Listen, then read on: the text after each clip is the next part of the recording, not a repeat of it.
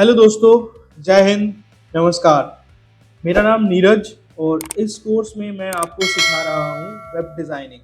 और हम लोग वेब डिज़ाइनिंग सीख रहे हैं वर्डप्रेस की हेल्प से। तो वर्डप्रेस में अभी तक आप लोगों ने मेरे चैनल पर जो वीडियोस देखी हैं उनमें आपने ये देखा होगा कि कैसे हमने अपने सिस्टम को एक सर्वर बनाया with the help of a software, और उस सॉफ्टवेयर का नाम था जैम्प। आप वैम्प की हेल्प से भी बना सकते थे, बट अब हम लोग जो सीखेंगे वो हम सीखेंगे कि कैसे हम लाइव सर्वर पर अपने वर्डप्रेस को इंस्टॉल कर सकते हैं। हम लाइव वेबसाइट बना सकते हैं जिसका हम लोग लिंक शेयर कर सकें, या फिर हम कोई डोमेन खरीदें, अपनी कंपनी का कोई डोमेन खरीदें, या सपोज आप कोई डेवलपर बनना चाहते हो, आपके पास कोई प्रोजेक्ट है और आप किसी के प्रोजेक्ट को करना चाहते हो, किसी की वेबसाइट बनाना चाहते हो, तो वो सब आप इस वीडियो को देखकर इजीली सीख सकते हो। तो यहाँ से हम लोग स्टार्ट कर रहे हैं अब कि कैसे हम अपने सर्वर पर वेबसाइट बनाएंगे। सपोज आपने अपने लोकल सिस्टम में कोई वेबसाइट बना ली है, तो आप उसको कैसे अपने लाइव सर्वर पर माइग्रेट करेंगे। तो ये सारी चीज़ें हम लोग सीखेंगे। तो सबसे पहले हम लोगों ने एक डोमेन परचेज कर लिया है, और this is my client domain, और मैं आपको लाइव ये सिखा रहा हूँ कि कैसे हम इस वेबसाइट को बनाएंगे। तो this is my client domain. Okay, तो ये हमारे क्लाइंट हैं और इनका एक डोमेन है जिसका नाम है srvglobalconsultancy.com। तो हमें SRV ग्लोबल कंसल्टेंसी की एक वेबसाइट बनानी है। तो उसके लिए सबसे पहले हम लोगों ने एक डोमेन परचेज कर लिया है। अब इस डोमेन पर हम लोग वेबसाइट बनाएंगे, बट उससे पहले हमें अपने इस डोमेन को कनेक्ट करना होगा अपनी वेबसाइट या अपनी होस्टिंग सर्वर के साथ में। बट अब आप ये देखिए कि इन्होंने तो डोमेन जो हमें दिया है वो this is the only domain, here there is no any hosting service. तो या तो आप डायरेक्टली जहां से डोमेन परचेज कर रहे हैं वहां से होस्टिंग परचेज कर लीजिए, तो आपको कनेक्ट करने की जरूरत नहीं पड़ती। बट हो सकता है कई बार आपको ऐसी रिक्वायरमेंट आ जाती है जहां पर आपको होस्टिंग दूसरी कोई सस्ती मिल रही है और डोमेन कहीं दूसरे सर्विस प्रोवाइडर से सस्ता मिल रहा है, तो आप दोनों जगह से कहीं से भी कुछ भी खरीद सकते हो और फिर उनको कनेक्ट कर सकते हो, या चाहो तो आप एक जगह से भी खरीद सकते हो।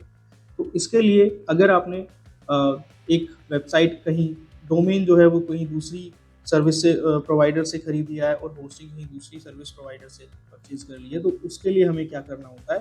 सबसे पहले हमें अपना डोमेन ओपन करना है लाइक दिस, एंड फिर हमें यहाँ पर देखिए आप एक ऑप्शन आता है DNS। So we have to click on the DNS option. जैसे ही हम अपने DNS ऑप्शन पे क्लिक करते हैं तो हम यहाँ पर आ जाते हैं।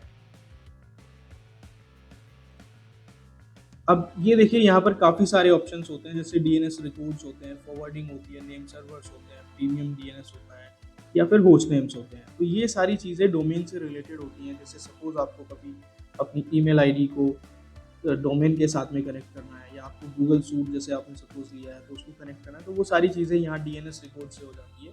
आपको अपने इस डोमेन को कहीं दूसरी जगह पे फॉरवर्ड करना है तो आप यहाँ पर फॉरवर्डिंग भी लगा सकते हैं, वो सब यहाँ से होता है। या फिर आप अपनी होस्टिंग को कनेक्ट करना चाहते हो, अपने डोमेन को अपनी होस्टिंग से साथ कनेक्ट करना चाहते हो, तो उसके लिए हम लोग यहाँ नेम सर्वर एक ऑप्शन होता है। तो यहाँ पर हम अपनी होस्टिंग के जो सर्वर नेम होते हैं, नेम सर्वर्स होते हैं, उनको यहाँ पर हम लोग डाल देते हैं और हमारी website with in 24 hours connect हो जाती है हमारे डोमेन के साथ में। अगर आपको इंस्टेंट अपनी वेबसाइट को, अपनी होस्टिंग को कनेक्ट करना है अपने डोमेन के साथ में instant with in half an hour, with in 15 minute, तो उसके लिए हम लोग यूज़ करते हैं DNS रिपोर्ट। तो मैं आपको दोनों तरह से बताने जा रहा हूँ कि कैसे हम लोग DNS ऐड करते हैं और कैसे हम लोग नेम सर्वर ऐड करते हैं। तो ये दोनों चीज़ें अलग हैं, डोमेन नेम सर्वर और नेम सर्वर्स।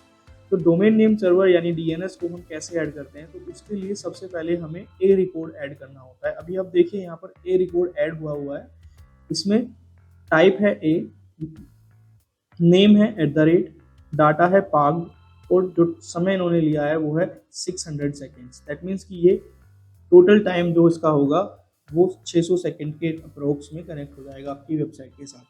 तो हम लोग इस पाग डोमेन को यहाँ से हटाकर एडिट करेंगे इसको यहाँ पर, और देखिए हम यहाँ पे क्या करेंगे अब। तो उसके लिए दूसरा काम हम लोग करना है कि हम अपनी होस्टिंग को ओपन करें। Yes, so this is my hosting and this is the IP address of my hosting. तो ये मेरी होस्टिंग का IP एड्रेस है। मैं अब इस IP एड्रेस को अपने यहाँ पर जो वैल्यू है पाग्ड की जगह पर यहाँ पर मैं रख दूंगा। ये एट द रेट की वैल्यू को ऐसी रहने देते हैं एंड दिस इज कॉल्ड, इसको हम कस्टम छोड़ देते हैं। इसको हम लोग, या फिर अब अगर आप नया ऐड करोगे तो हमारे पास एक ऑप्शन आता है डिफ़ॉल्ट का। चलिए तो नया ऐड करके देख लेते हैं। तो सबसे पहले हमें यहाँ पे ऐड करना है ए रिकॉर्ड, फिर यहाँ पर हमें या तो आप www छोड़ सकते हो या एट द रेट छोड़ सकते हो। फिर हमें वैल्यू में अपना जो भी आपका नेम सर्वर होगा, जो भी आपकी होस्टिंग होगी, उसका जो आईपी एड्रेस होता है वो यहाँ पर पेस्ट करना है एंड इसको आपको यहाँ पर ऐसे ही डिफ़ॉल्ट छोड़ देना है and then you have to click on the save. तो जैसे ही आप सेव करेंगे और अपनी होस्टिंग पर जाकर आप इस डोमेन को क्रिएट करेंगे, तो अब हमारा दूसरा काम होगा, आपको अपनी होस्टिंग में जाकर इस डोमेन को क्रिएट करना है। तो वो कैसे करेंगे, या तो आप उस डोमेन के साथ ही होस्टिंग परचेज करें, या फिर कुछ होस्टिंग्स ऐसी आती है जहाँ पर आप मल्टीपल होस्टिंग, जहाँ पर आप मल्टीपल वेबसाइट होस्ट कर सकते हैं। ओके, तो इस तरह से हमारी ये होस्टिंग ओपन हो जाती है। अब मेरी होस्टिंग ये मल्टीपल वेबसाइट होस्टिंग की है। यहाँ पर मैं अपनी मल्टीपल वेबसाइट होस्ट कर सकता हूँ। यू कैन सी हियर मैंने यहाँ पर अभी तक अपनी 24 वेबसाइट होस्ट की हुई है। तो ये एक और वेबसाइट अब ऐड हो जाएगी, सो दैट मेरी ये 25th वेबसाइट यहाँ पर ऐड हो जाएगी। सो this is the website, this is the server. ये एक्चुअली एक VPS सर्वर है। तो यहाँ पर हम लोग अपनी अब नई वेबसाइट को होस्ट करने जा रहे हैं। तो उसके लिए मैंने क्लिक किया है डोमेन्स पर। एक ऑप्शन होता है हमारी होस्टिंग में domains, you have to click on the domains. तो जैसे ही आप क्लिक करेंगे डोमेन्स पर तो हम लोग यहाँ पर आ जाएंगे। तो ये हमारी सारी वेबसाइट क्रिएटेड है यहाँ पर। अब हम लोग यहाँ क्लिक करते हैं क्रिएट अ न्यू डोमेन पर। अब जैसे ही हम क्लिक करेंगे क्रिएट अ न्यू डोमेन पर, तो यहाँ से हमसे पूछता है डोमेन का नाम एंटर कीजिए। तो जो हमारा डोमेन था वो हम यहाँ से अपने यहाँ से कॉपी करेंगे इसको एंड यहाँ पर हम इसको एज इट इज़ पेस्ट कर देंगे। तो ये हमारा हो गया डोमेन कॉपी। अब हम इसको बताएंगे कि आपको कहाँ पे सेव करना है हमारे डॉक्यूमेंट को।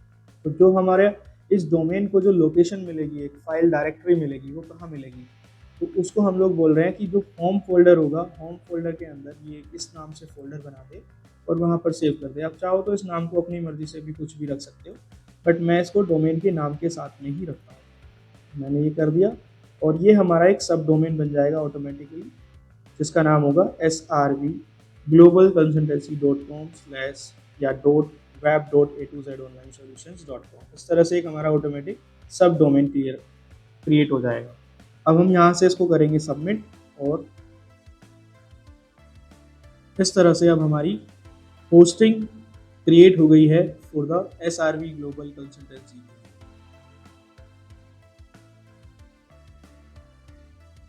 Right, so this is the SRV global consultancy हमारी यहाँ पर आ गई है।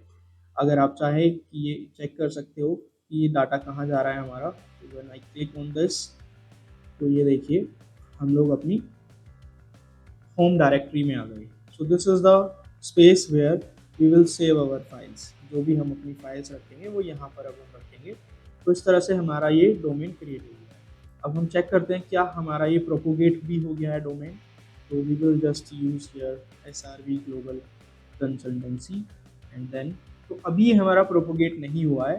This will take 10 to 15 minute to propagate. तो जैसे ही ये प्रोपोगेट हो जाएगा यहाँ पर हमें ये दिखने लगेगा। तो एक तरीका तो ये होता है, but if you will use this one, इसमें कुछ कमियाँ होती हैं। तो हम लोगों को यूज़ करना चाहिए दिस मेथड। हमें अपना we have to use this, these are my name servers. तो मैं अब अपने नेम सर्वर्स को यूज़ करूँगा। हम लोग एक बार में एक तरीके को भी यूज़ कर सकते हैं, या तो आप DNS यूज़ कर सकते हैं या तो आप नेम सर्वर्स यूज़ कर सकते हैं। तो हम लोग अब DNS मैंने आपको यूज़ करके दिखा दिए किस तरह से हम लोग DNS यूज़ करते हैं। तो ये हमारा DNS ऐड हो गया था यहाँ पर।